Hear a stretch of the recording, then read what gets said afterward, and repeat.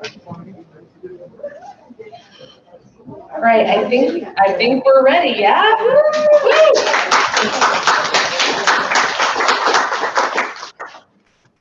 All right, welcome to the 8th Constellation. I'm Jessica, and June and I would like to welcome you. We're really happy to bring together Tin House residents Sloan Asakura, Grace Chao, and Portlander June.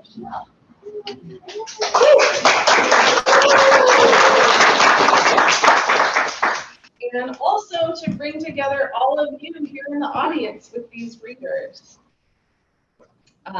June, I'm going to say it. June and I are live today. So if there are like mistakes, we appreciate your grace. So we're happy to bring together these readers and all of you and everyone joining us by live stream tonight. As we gather in this space, it's important for me to remember that we're gathered on the unceded traditional homelands of Multnomah, Cathlamet, Clackamas, Tumwater, and Watwalla Cascade bands of the Chinook, as well as the Tualatin Calapooya, and many other recognized and unrecognized indigenous nations of the Columbia River. And we say this not as just words, but as an invitation or reminder to learn more about the specific broken promises, such as treaties, on which the city and state rest, and to find ways to concretely and materially support indigenous sovereignty and the return of land every time you hear a land acknowledgement. We say this also with the intention to really get use of this time tonight. Before we get started, we want to thank Tin House and Lance Cleveland and Bishop and Wild and Tyler for their generosity in opening this space to us. I am really happy to be here and to see all of you. And thank you to each of you for your consideration of honoring our COVID policy, which is masks in this space and then masks optional upstairs where there's food and drink. It's really nice to be able to continue to gather like this. If you need a mask, there's some in there. So thank you for looking out for each other like that. Some of you might be here because you know one of the readers, and some of you are here because you keep coming back, and we love it. If this is your first time at Constellation, welcome, and we invite you to come back. We are transitioning as of this reading to the second Thursday in September, so this is the second Thursday, and that's going to be our regular pattern from here on out. So, except for November. We'll talk more about that in October. But all my focus now is like second Thursday in October. We have some for you. We try to keep to a regular pattern.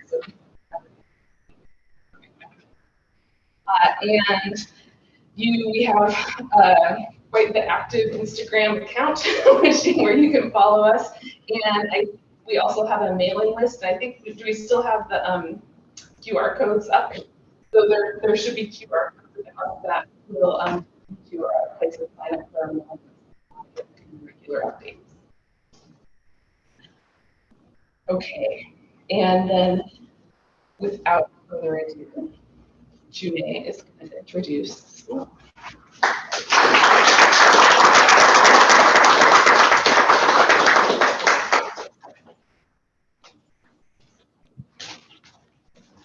And then one more thank you and a little bit of a surprise. So we got a wrap and so we have $50 tonight. So we'll talk about how to get that to you later. That's right. Yeah. So thank you, Regional Arts and Culture Council. Yeah, we're fried, but we're so excited to be here and one thing that is extra special is every once in a while, maybe like twice a year, we get to extra partner with Tin House. So we partner with Tin House, they provide us this beautiful space, give us lots of like operations and administrative support and moral support, and just thank you, man. We get to partner with the residency folks. And so I'm super excited to introduce Sloan Asakura, who is a Tin House resident. She said that she's going to read some heavy stuff and that the residency has been really, really amazing for her to dig into her work. So I'm really, really excited to go there with you. I'm sure that we all are super excited to hear what you've been working on. We're here for heavy stuff. Yeah. We're going to cry. Sloan Asakura, she, he, they is a poet and memoirist from Los Angeles. They are a 22 Para Plus alumni and a Fall 23 resident of Tin House. Their work has been published in magazines such as Rigorous, Rogue Agent, Zone 3, and Zone 1. In their free time, they can be found talking to trees, cooking comfort food, and shopping in flea markets.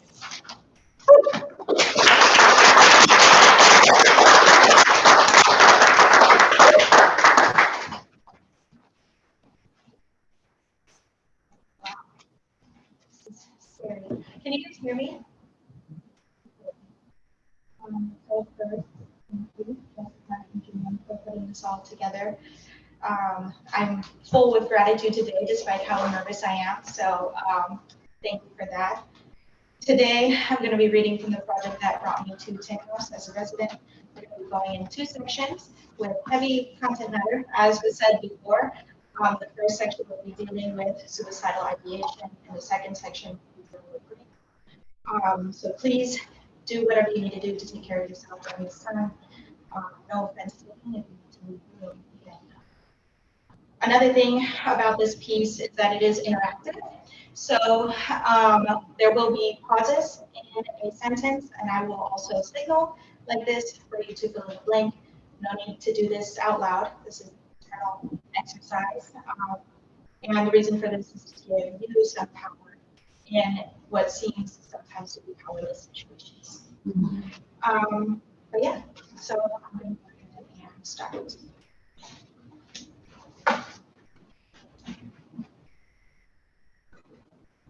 There is a dream of a perfect life. My mother has never wept. My father's teeth are not rotting. My grandfather doesn't need a cane and still tends to over 400 markets each day. My grandmother is not made of ashes. She peels pomegranate seeds with a green floral wallpaper backdrop. She still speaks sentences. My sister doesn't fall from stress. That's what he wants without fear. My oldest sister is still a sister.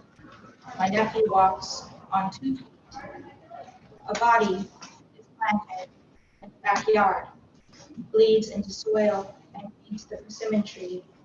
It turns gray with dreaming, decays all evil, makes light any sorrow, turns each carbon teardrop into ocean, each carbon overgrowing ridge fences, a perfect life, not living. Movies can't show you how overdose feels. You watch the bodies convulse on the screen and think, maybe it isn't so scary. You are wrong. No one tells you that. No one wants to talk about these things. So when it arrives, the sensation of that itch, the way it rings your lungs like a wet rag in the hands of a God you've never met, the disappearance of your legs that relax your heart, speaks in a language you don't recognize, your hearing fizzes out, you feel a hand around your arm, your knees drag against the exalt red stain in your jeans, you watch the light pass over you. Isn't this what you do? I'm not sure if it was ever real, but in it, I'm alive. Separated into pieces, my skull rolling around the balcony, my hands glued to the keys of the piano, my torso still in bed, my legs leaning against the wall, and my mother, lipstick-stained coffee mug in hand, speaks to me that nothing's different. Is it good for you to hold on to things like that? consumption, the using up of a resource, the act of consuming as abuse, decay, or destruction, progressive wasting of the body. We've met before, when you were 12 years old, still stacking boxes in front of your door to keep him out. No, I won't talk about him, I promise. And switchblades lived beneath your pillows, and you were there, opening your windows and taking the bug screens out onto the roof and into bone splintered skies. And you remember that in the quiet, the way the stars danced us into a seamless continuum. And you became just a body on a rooftop, and I became you. The belt has 12 holes hammered into it. It hides in a pair of leather boots I've worn only once. It once turned me into a pendulum, and I counted down the seconds with each quiet swing. When I came to, it was 2 a.m. and I was soaking wet, an entire ocean encased in my black sweater and blue jeans, my shoes and socks soaked with whatever strange liquid I doused myself in. I was sitting there on the couch. The couch was my too, but only where I was sitting, and I was staring at into the black TV screen, wondering if we have a pool. I don't think we have a pool. And the lights behind me turn on. My mother's voice, "What did you do?" My shadow faces me in the black TV screen. Do we have a pool? I don't think we have a pool.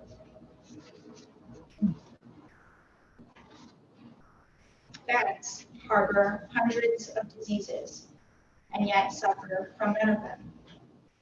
The body of a bat suffers only from being. Beneath my car is a wedding ring wrapped around the base of an evergreen tree. The smoke halos into the treetop, a beacon and dream, a dancer as far as the body. The neck is slapped over the steering wheel. Blood trails down the bridge with nose, mouth hanging open without opportunity to close, broken jaw on the car horn, eyes wide and black skull spilling across the dashboard, windshield shattered. There is an answer in this dream. I dream while waking. I brush the mats from my hair, watching strands break in half and land on the floor. My legs are weak from the muscle in the body deteriorating after having forgotten to leave my bed for a week, except for the once-a-day bathroom break. No one knows how to help me. I stare into the mirror and wonder how long I've been able to see my clavicle. Watch 2 fingernails trail the newfound phone and wonder how I can break it. My mother watches me walk away. I close and lock the door. I hear steps, hear the door handle try rising before becoming still. No one knows how to. Mako sharks are almost always pregnant with 2 babies, but only ever give birth to 1. What is lost is the feeling started. I knew I wanted to live. Suddenly, I was afraid if there was a different possible ending. Maybe there is a story out there that exists of me happy. Maybe there's something that hears me sunrises. Maybe I decide that's enough, all I need. Maybe there's a version of my life in which sleep doesn't come easily, not because of dread, but because I don't want to miss a moment. I want to wait and watch the window until the sun makes me pink. This feeling faded. Who knows why? I knew I wanted to die. I suddenly knew I was afraid to know if there was a different possible ending. Maybe there is a story out there that exists with me empty. Maybe there's something that breaks me, loneliness maybe. Maybe I decide that's enough. All there is. Maybe there's a version of my life in which sleep doesn't come easily, not because of joy, but because I don't want more tomorrows. I want to fade into memory and watch the night turn to gray. That's it. We're going to the second session on grief.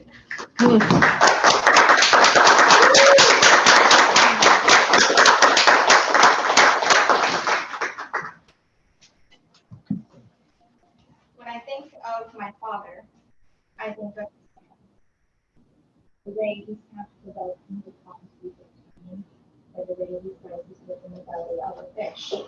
or the way he wipes tears from his eyes. When I think of my father, I think of someone else. The way he turned compost to show me rootworms, or the way he pulled his hands behind his back, or the way the sun would set on his face. Elephants revisit loved one's bones and spend hours mourning. We stupidly admire their capacity for. I moved back to California because he hates me. Cannot find joy in anyone else's face but mine. In the morning, he hugs me, and I am found. He laughs, telling me stories of the plantations on the mountain, how he used to steal rice bags full of mangoes from the fields. Had to feed the family, he'd say. We were so poor. There are photos of her strewn about their house, that little brown girl who refused to leave the pool each summer when Marion slept into her hair. How strange we have become. We do not even recognize ourselves. We used to walk around the park. He'd have us collect pine cones for my grandmother, who would wash them, soak them in fragrance, and put them in the house. We'd hunt, always seeking the blooming ones, racing each other around the park, up and down the stairs, running through the gutters, looking for stray cats. You dream of hanging yourself from the braided tree in the park, body turned pendulum and black night blankets flushed before the burning. When you wake, you make coffee and pretend you never dreamed at all. Disappear, cease to exist or be in use, to be lost or go missing, become impossible to find. There is no month that is safe. Death's spell against each. If it has not yet reached, it will in time. All you have known, stained by its color. I visit him on a day where he cannot stay awake. I sit beside his bed. He holds my hand to fall asleep. He shares his blanket, concerned I may be cold. I weep for hours as he dozes in and out from dreams I cannot see. On occasion, he wakes and nods at me, and I am lying again, smiling at him through. I cannot hide from you. You have always found me. He fell. This is always how it happens, you begin to realize. Our bodies fail us with age, and always we fall and hit our head, and this is always how it ends. I thought I knew love, and sure, maybe I have known it. Maybe I have cradled it between each breath, this web holding me together. But this was different. Imagine a pomegranate, bright in your palms. You split it open to eat, and find inside each seed, peeled perfectly, ready and safe. I thought I knew pain, and sure, maybe I have known it. Maybe I have cradled it between each rib, its web holding me together. But this was different. Imagine a pomegranate, bright in your palms. You split it open to eat, and find only the black rotted body riddled with white tumors. There is no poetry in watching him die. He is wavering, his pelvis invisible through his sweatpants and 3 blankets. When I hug him, I can feel his spine and shoulder blades through his sweat. He cannot leave his bed. It is a good day if he eats. It is a good day if he speaks. Most days he can sit up, drink water, and watch the light on in the hallway before laying back down to training. It is now that I know time is not conceptual, an idea, a theory. Time is built into the thorns pouring from my eyes. Time is built into his palms, which some 80 years ago were automobiles. 70 years ago, drove motorcycles. 60 years ago, built furniture. 30 years ago, planted orchids. 20 years ago, tucked flowers in my hair. Now I'm holding my hand as he falls asleep. In a week, will turn to ash. There is no good way to end this story. I lose him the way I am supposed to. That's all.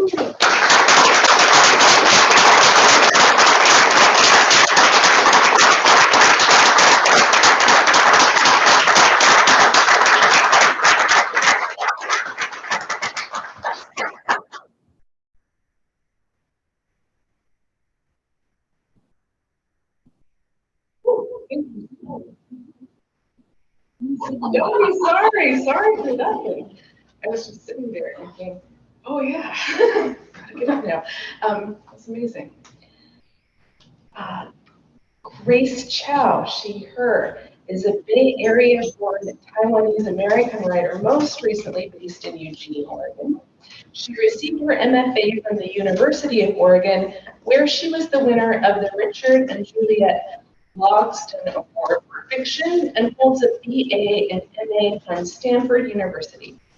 She is the winner of the Sloan Review's 2022 Fiction Contest, as well as the recipient of the 2023 Oregon Literary Career Fellowship and a 2023 to 2024 Writing Fellowship at the Fine Arts Work Center in Provincetown.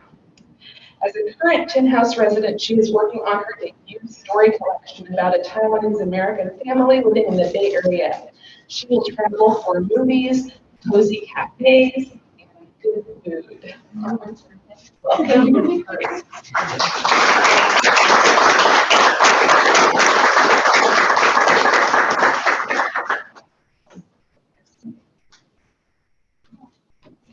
Thank you all for being here. I'm really excited to be here too. And then a huge thank you to Jessica, June, Bishop and Wild, and Tin House for just making this reading possible and for making the lessons awesome, which I've had such a great time at so far. So I'm going to be reading two things tonight. The first is a very short, like 1.5-page flash fiction piece called Forgetting. And then I'm also going to read the beginning of a short story called The Year I Became My Mother. So this is the Forgetting. The week after grandfather died, grandmother woke up with only a quarter of her memory left. It had already been failing, and Alzheimer's ran like water in her blood, my uncle said. But this time, she could not remember that grandfather had died. My mother and I were still staying over when it happened. Where is Dennis? She demanded, looking through their closet and pulling out suit jackets and wool cardigans and throwing them onto the bed. My uncle and mother had to break the news a second time, then a third time, then a fourth. I kept busy by returning the jackets and cardigans, socks and shoes into their appropriate places. Grandmother picked a plaid hat off the coat stand and placed it on her head, while my uncle, exhausted, balding, lied for a fifth time. He went away in his sleep. He did the odd thing. I stuck my hand out for grandfather's hat, and she wouldn't give it back. She just sobbed anew and started pulling out her hair. Then she forgot who grandfather was, only that someone was missing. The milkman gets an F- in attendance. Baba forgot to pick me up at school today. She forgot why she had to get out of bed and what to do to take a bath. She slipped while getting out of a bath and wore a bandage on her forehead for 2 weeks.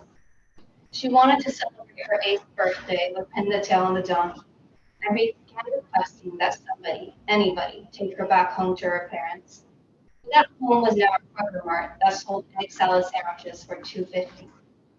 The pig pen was low light, my mother had always called it, despite my belief that an egg salad sandwich inside a Kroger biscuit sandwich tasted like a salty, bulging slice of heaven.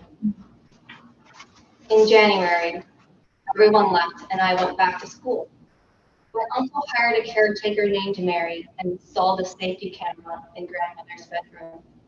Mary has a family to go home to, my grandmother explained. From time to time, I pulled out my phone and flipped to the fuzzy, soundless password was ABCD. I watched grandmother wake up, put on her brown slippers, and sit back down on the bed. I watched her pace the room and peer into the closet, now barren except for her own oatmeal-colored sweaters and pull-on pants. I'm on a mission, but I know the end, I told a friend with a laugh, as he bought a round of beers at the gin and tonic. No one laughed with me. Grandmother took her meals at 9, 12:30, and 5:15, all pepper, no salt.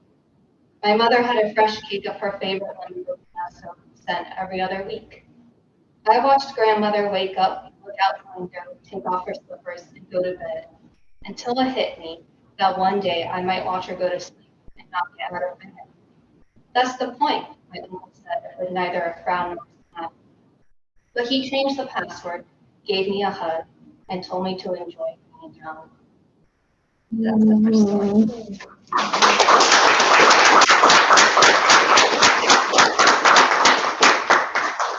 And then the next thing I'm going to read is just about the first quarter of a short story called The Year I Became My Mother.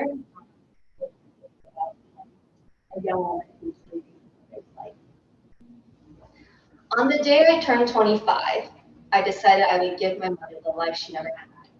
And by that, I mean I planned to live the life she was never able to live. It was the 7th of September, 2018, and I was going to be my mother. She had been dead for 1.5 years. I would give myself a year to do.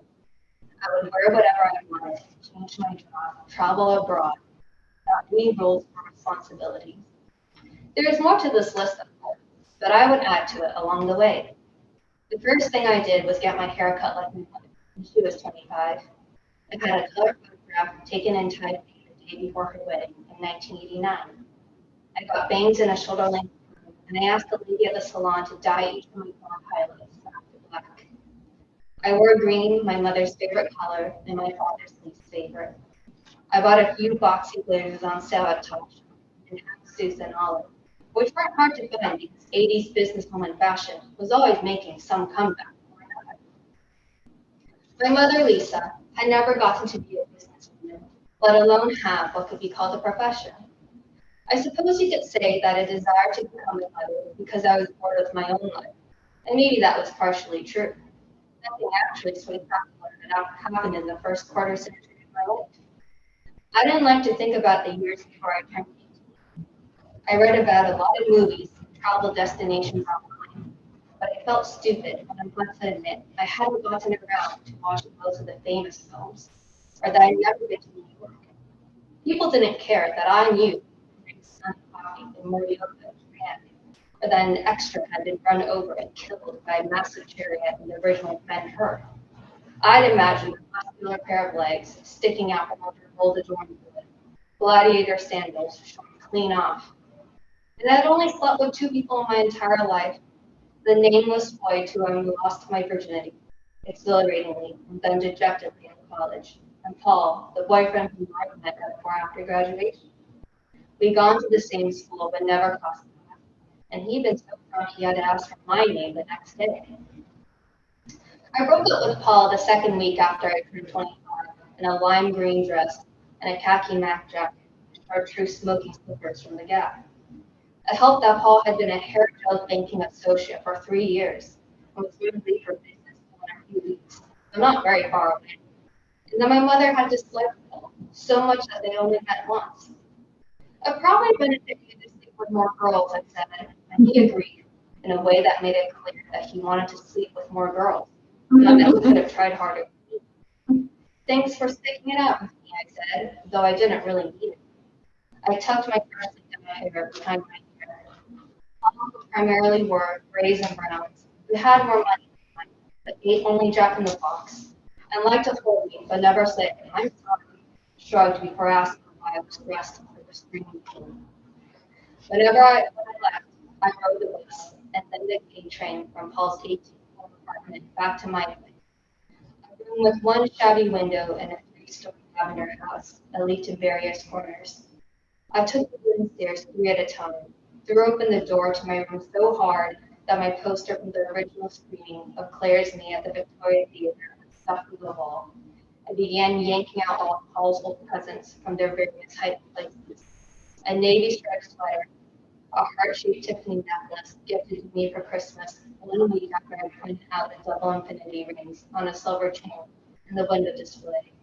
An acrylic chess set that had been signed by a Hawkeye national champion whose name was promptly forgotten. We hadn't ever fought like my mother and my father had.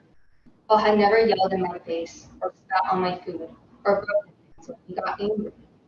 But he had a way of looking at me that told me he was better than me. I ripped up the only letter he had ever written, a 6-line poem on printer paper about how he was going to miss me during his family vacation to Morocco and hoped I wouldn't forget it. I'm more of a verbal person, Laura, he said, when I asked why he never included cards with his gifts. I'm better at networking, you know that. Networking, or initiating conversations with strangers, are things I didn't know how to do, which is probably why I ended up with a poem and not a saxophonist, or a writer, or an introverted chef who could prepare me cocoa bon or lobster mac and cheese, or plain fatty eggs and bacon, depending on what I'd be hungry for that day. Someone who would sit down and smile and listen to me as I talked between gracious spoonfuls of mushroom and chicken. It was why I was paying more than my fair share of rent, and why I'd backed out of the junior year spring job fair, and then the senior year fall job fair, and finally the senior year spring job fair, sprinting from the Annenberg auditorium back to my dorm room within the first 10 minutes. So timid, but equally dreading Monday's 9 o'clock phone call from my tall, high-nosed father, whose name was Thomas. I'm still talking to back from college. What did you accomplish today? He said in a tone that implied he was simply disappointed. I would like to know. My mother had been a compulsive maker.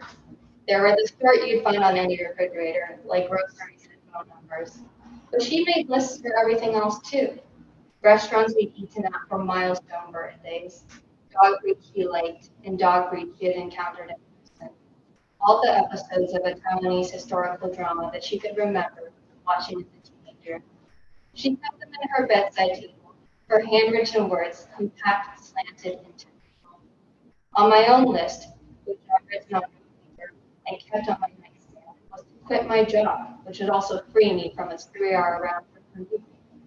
But after Googling resignation letters, I realized that I hadn't saved enough for more than 2 months of rent, much less food or leisure. I'd keep my job until I found a better place to work. Without money, I wouldn't have the need to do other things on plan either. My mother, who hadn't worked, would have wanted me to stay employed. I was an editorial assistant at Stanford Magazine, the university's bi-monthly publication for alumni, an actual 80-page print magazine that was located on campus that was staffed by 25 full-time editors, designers, and advertising managers. I started as a student intern, fact-checking stories and organizing files, and then never gathered the intestinal fortitude to quit, even after I graduated, and then moved to San Francisco as motivation. So there I was, taking the train, but in my 3rd year of service institution, whose students and alumni, other than myself, were launching ventures and publishing books, and giving keynote addresses, like doing so wasn't any different from eating a snack, all with that irritatingly well-adjusted spring undersnap and the smoke humility in their testimony. The bagels in the office were good, though, the perfect amount of chewy and studded with sweet blueberries and dark chocolate chips. I was munching on one at my desk when my supervisor Gladys, a senior writer with frizzy silver hair, tapped my shoulder a little harder than usual. Standing next to her was a guy around my age, black hair, medium height, wearing a red sweater that, thank God, didn't have Stanford or blazing across the chest. Your new co-editorial assistant, Ivan, Gladys said, gesturing toward Ivan like I want to stop any crap at the fair. You've got help now. We're lucky we're adding new people when print is all but dead. I'm alive and well, said Ivan. He lived in San Francisco, too. He graduated that spring, history, with a minor in East Asian studies. You're officially old, I figured, the day you stopped sharing what you studied with other Stanford alumni in your introduction. I was to show Ivan the ropes, get him up to speed with their daily tasks or weekly deadlines. It occurred to me that even though I had 3 years of experience on him. He'd entered with the same title as me. It's obituary guide, I said, sliding the alumni obituary style guide, a red 3-inch binder in Ivan's direction. Fantastic, Ivan said, in a voice that was either too excited or too sarcastic. I couldn't tell. Actually, every other day was a obituary day. Some staff writer who worked remotely composed these for each recently deceased alumnus from a template the relatives would fill out, and I fact-checked them by the dozen before I turned to other tasks, blurbing books written by alumni or proofreading any of the other articles that had come my way during the week. The families don't always remember details, like the deceased last year, or whether they were really in Calicut or not, I said, pulling up our password-protected database of tree trunks, where you can search all the details about the alumnus related to her time at the university. Every dorm in which they lived, what they had studied, what they joined, how long they'd taken to graduate, any parents or children or grandchildren who had also attended Stanford and their class years. Sometimes this list of names was so long that it opened up in its own separate tab. I plugged a name for the obituary copy into tree trunks. I would tap the speakers on the desk. See, I said, Rosemary W. Wilson, class of 1957, degree in English. The Equestrian Club, 3 grandsons, Robert, Edward, and William, class of 03, 06, 07.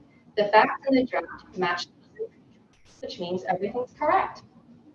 Tree trunks. Sounds lame, Evan said. No one cares if you get those details right. You should care because it's your job, I said. And weren't you a history major? Who's even reading these obituaries? Had you ever worked before? I squinted at Ivan's sneakers to see if I could tell how expensive they were. You check up too, I said. My armpits were seared with sweat. Outside of tree trunks, you call relatives and Google stuff to make sure the non-Stanford details are also for you. The phone, Ivan said. The internet. Do the families ever lie about the dead person's accomplishments? That'd be more interesting. He was half sitting on his desk, which was next to mine, with his arms crossed like a disdainful teacher. I slowly swiveled my chair to face him. Why are you even here? I want to write, Ivan said. I mean, I'm going to be a writer, and this seemed decent to do in the meantime. I noticed that his expression had changed then, like something deeper and beautiful had come into his view.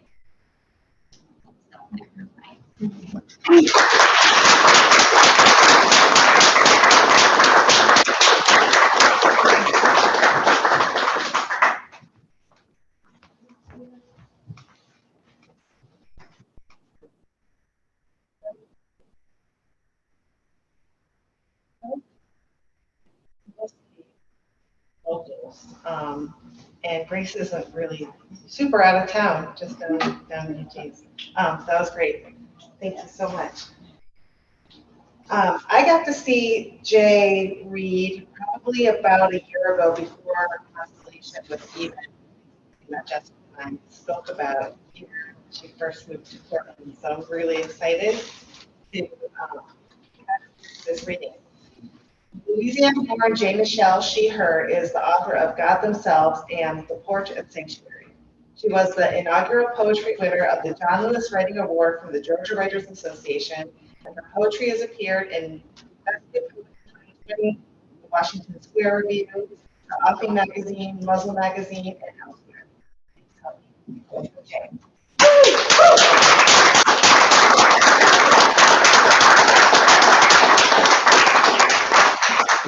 Thank you. Oh my gosh. You guys all are amazing. This has been such a cool reading for me. I'm going to read a few from God Themselves as baby. The collection came out in March. There's a lot of, southernness, religion, queerness, love, fun stuff. I think you can get it from Bishop in a while. So, think about that. It's really good. The first one I'm going to start with is called Jesus Saves. Jesus saves 10 cents and a plant when he brings his own cup to Starbucks. It's just his hands, scarred and leaking black from the holes. By the time he goes to drink, it's all on the floor. He tells the same story all the baristas are sick of, bullets, not nails. pavement, not wood, laid out for all the world to see. Resurrected by those who won't stop saying his name. He hears his name, Jesus. Everything babies are. He laughs at everything, as if something could be everything.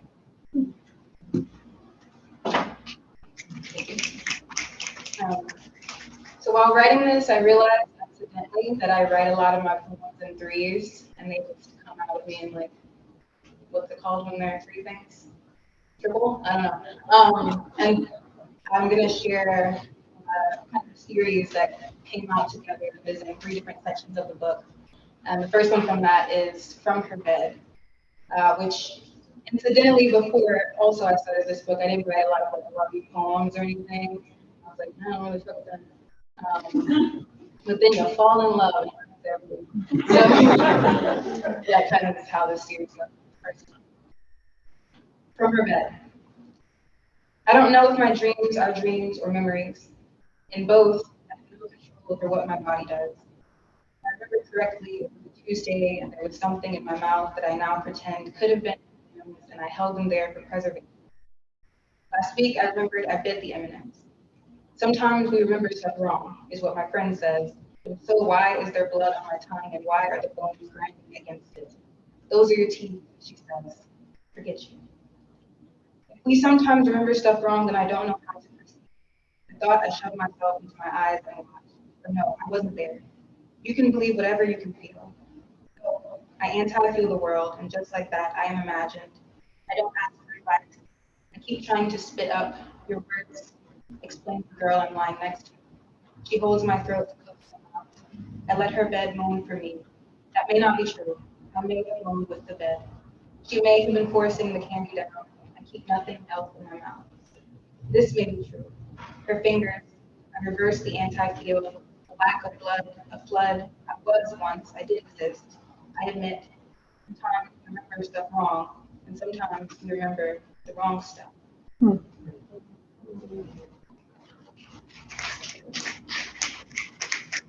And this one is From Her God. Lie down next to me, and we'll cry until we laugh. Make a waterbed of plastic bags, kiss until we asphyxiate, make it worth it. I associate love with the kind of hurt you smile after, cracking your fingers, a deep massage, brother growing up. Two truths and a lie. My first kiss was under a high school stairwell. I'm scared. I want to pray. Lie still and you can feel a subtle beating. It's the rain, not a heart. See, I want new memories. To hear lie still and not think of stairs, school. It could have been like this. Lie still in silence near the window. When it rains hard enough, it will sound like the universe is clapping for us.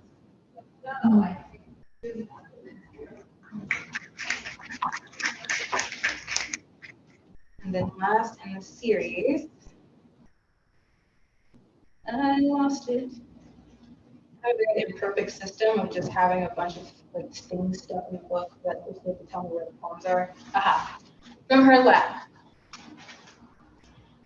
We cohabitate inside her mouth and don't sleep often. Cohabitation means various reactive warnings, glass and tomato lodged in my foot. I dropped a jar of spaghetti earlier, and various commands. Take the chicken out the fridge, marinate, and press it into yourself. With a non-personalized word for body, I would describe her laugh. I would mop the floorboard, help my teeth out and fill the spaces. Cohabitation means we eat at the same time and smear it on the walls. I like what you did with the place, I imagine a visitor saying, and her laugh.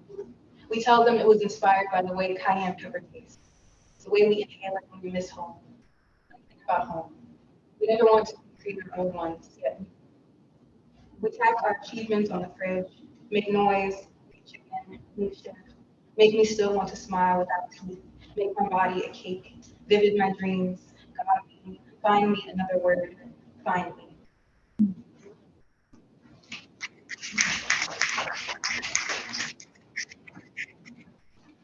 Then another three-part series, Accidental, was one that I did where I pretty much used the predictive text of my phone to write prayers for me.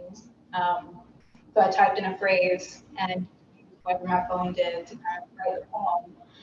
Curious to know if it sounded like me, because you know, your phone's supposed to kind of be learning you. And this is kind of what came out. And this one is prayer in which I type, well, God, and let my phone predict the rest. Well, God is not a bad person, but it will help us to go through this with the best of our knowledge. And the best way to get a good day is to make my job very good by cheating and making it something different. Well, God, I'm fine with the following information. For the first week or two of us in the house, so it's all good now. I don't want to go where you are not going to be. A good lesson for me in patience. I have no doubt about that, and it was salty for a long, long, long time as I have been working with the following. You have any idea what to say? I'm sorry about this, but my business is a little girl in me, and you know I am. Well, God, you can do it for me if you prefer to be in my life for the next few weeks or so. I will switch to that one and we can free ourselves from all the time we have to be in conversation with the Lord of our final judges. Will not let us lose sleep. How many children have to go so far at night that the kids are going through it all with you guys? And I will be doing the rest for a while, and we'll need to do some research for a while. And I was wondering what you would like me to know about your name. Right, my phone did that. Y'all are impressed, but it wasn't me. And it was. Not to be stopped. And I'm going to read one more book and one new one. I wrote this one kind of, you know, in the midst of 2020. There were a lot of, I mean, there still are, but a lot of, you know, press and media was, you know, kept being written in like, the removed text, like, oh, this is involved shooting, blah, blah, blah, stuff like that. And that sparked this piece, which is called This Was Written. America, somewhere, a song skipped.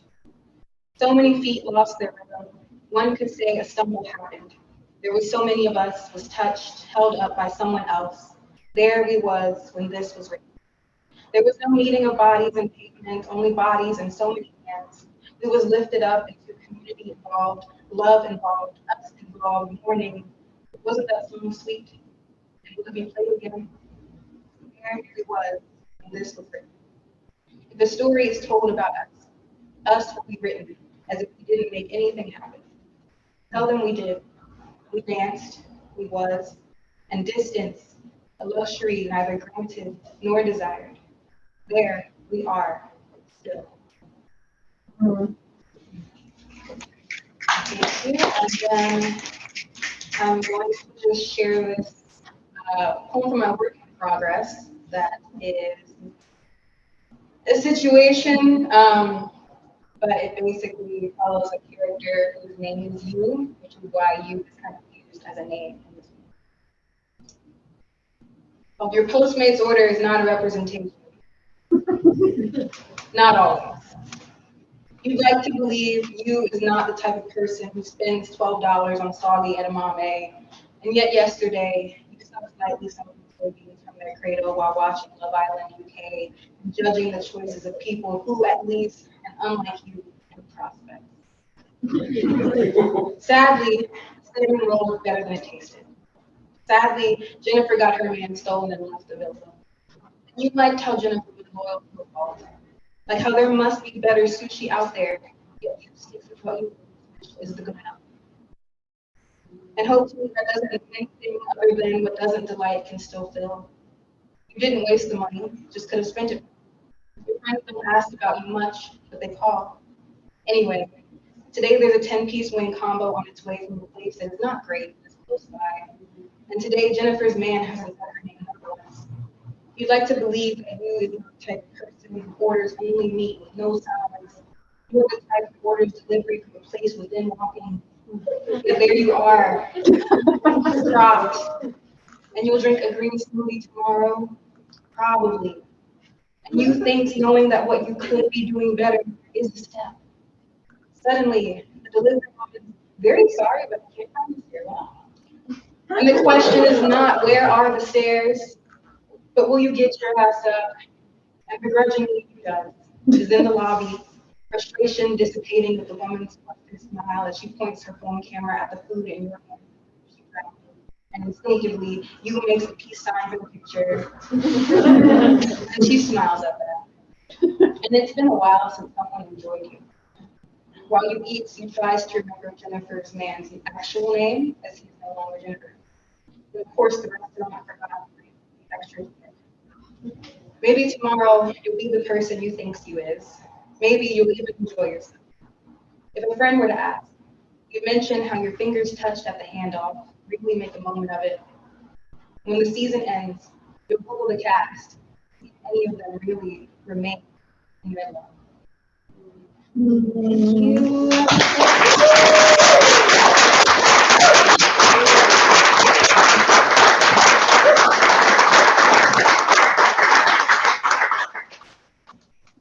Yeah, all right. So, Jay's books are back at that table. Yeah, and there are just amazingly curated shelves surrounding us also. So we encourage you to give in to those impulses. that I certainly feel, and I suspect you may feel too, to purchase them.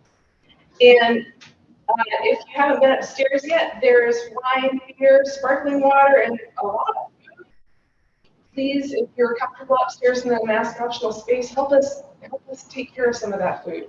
And thank you again to all of our readers. That was amazing.